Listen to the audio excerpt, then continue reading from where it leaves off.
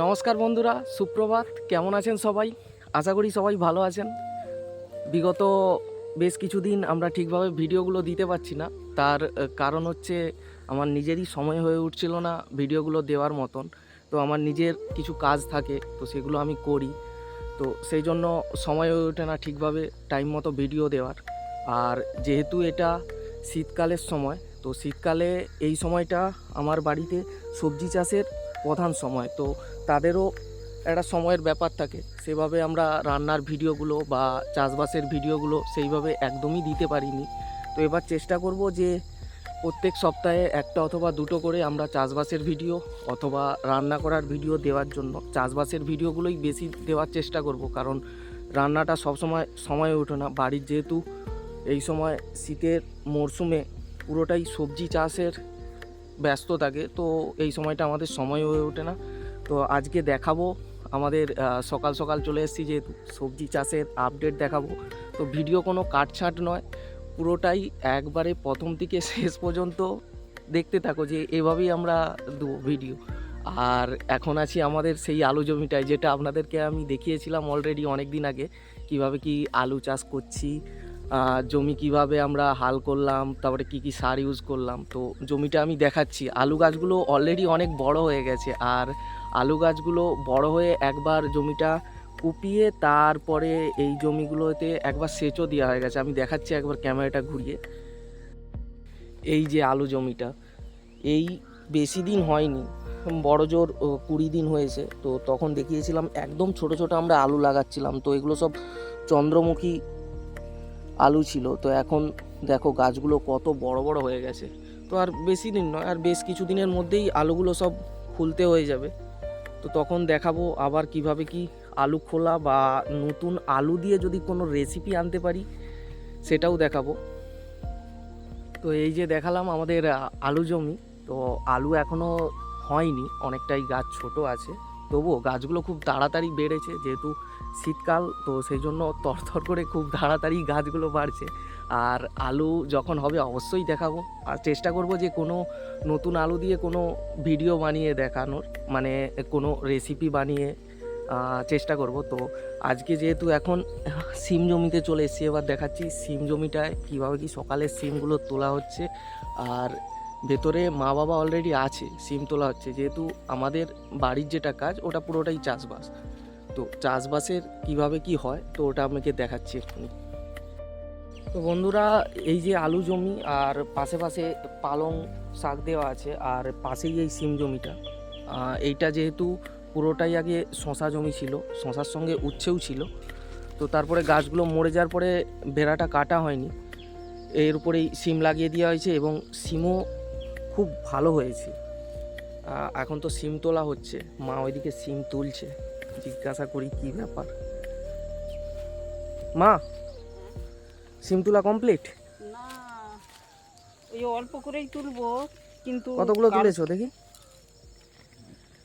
সিম, এক ব্যাগ উচ্ছে, তোলা হয়ে গেছে। বরবটি এক ব্যাগ সেখানে তুলা আছে। বাবা কালকে তুলেছিল, তারপর আজকে বলি কম পড়ছে, এখন 2 ব্যাগ তুলে বাড়িতে নিয়ে যাব। সব সিম কি তুলতে হয়ে গেছে নাকি? না না, সব তুলতে হয়নি, নরম। নরম নরম এখনো? হ্যাঁ হ্যাঁ, নরম নরম।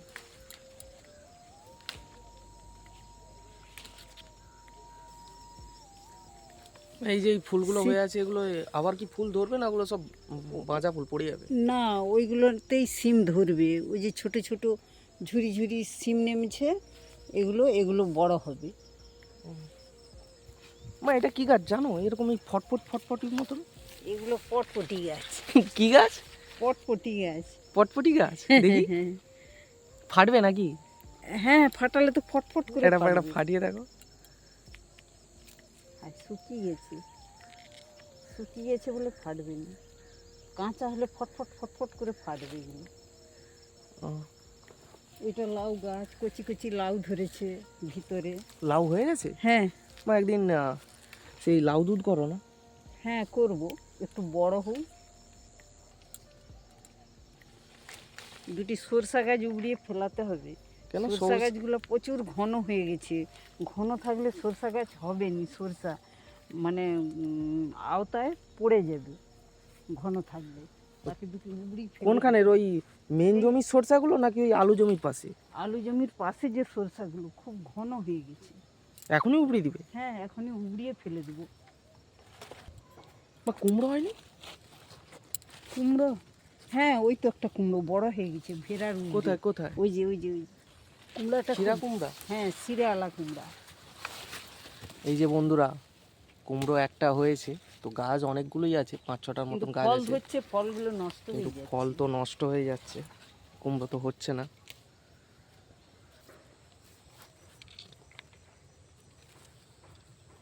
সরষা গাছ কতগুলো উবড়িয়ে ফেলে দেবো, প্রচুর ঘন হয়ে গেছে।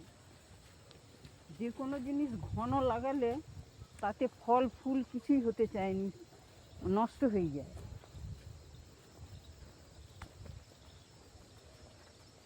এই যে সরষা গাছ এত ঘন, যে কোনো জিনিস, আলুও যেমন এক কড়া ছাড়া ছাড়ায়, এক চাকর ছাড়া ছাড়া লাগাতে হয়, সরষাও তো সেরকম ছাড়া ছাড়া লাগাতে হয়।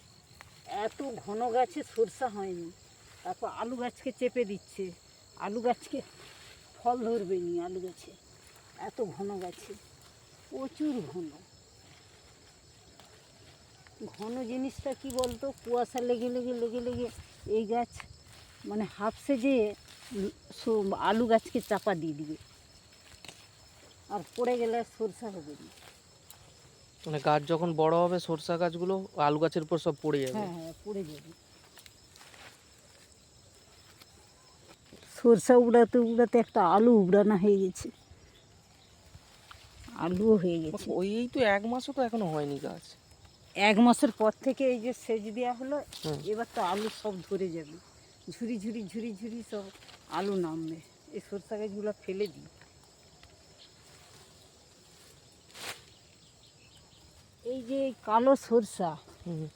এই সরষা খুব ভালো জিনিস। সরষা দিয়ে আচার হবে, সরষাকে মিক্সিয়ে পিষে গুঁড়ি করে সরষের আচার হবে, সরষের কাসুন্দি হবে, সরষে ইলিশ হবে।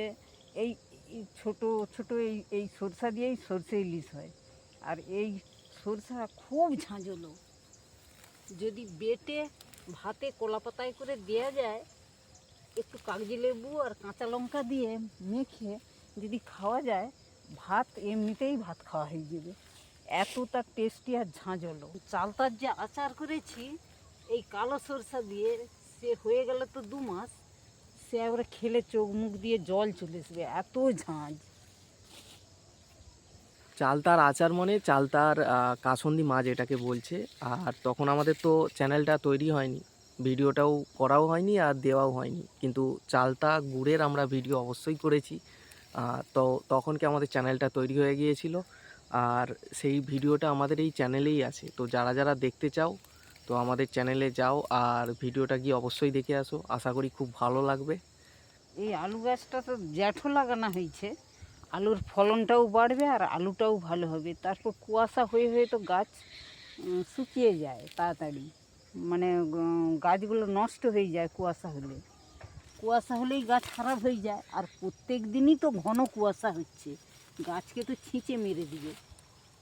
এত ঘন কুয়াশা কোনো জিনিসই হবে না, সব নষ্ট করে দিবে কুয়াশায়। কুয়াশা খুবই খারাপ জিনিস। এই সরষা গাছের ফুলগুলো নিয়ে কুঁড়ি চলে আসছে, কিন্তু উবড়াতে আমাকে মায়া লাগছে, এত সুন্দর গাছগুলো না খুব হয়েছে।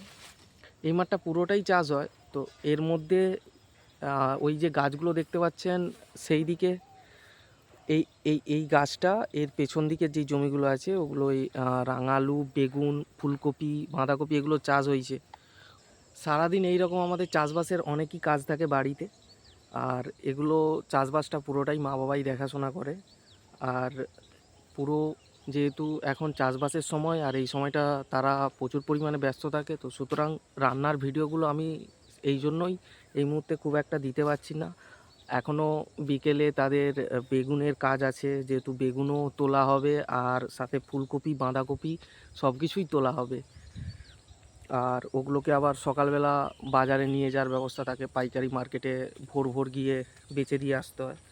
তো অনেকটাই কাজের মধ্যে ব্যস্ত থাকা হয়, তো সেই জন্য ভিডিওগুলো দেওয়া হয় না। আর ভিডিওগুলো আমাদের কেমন কি লাগলো অবশ্যই জানাবেন কমেন্টে।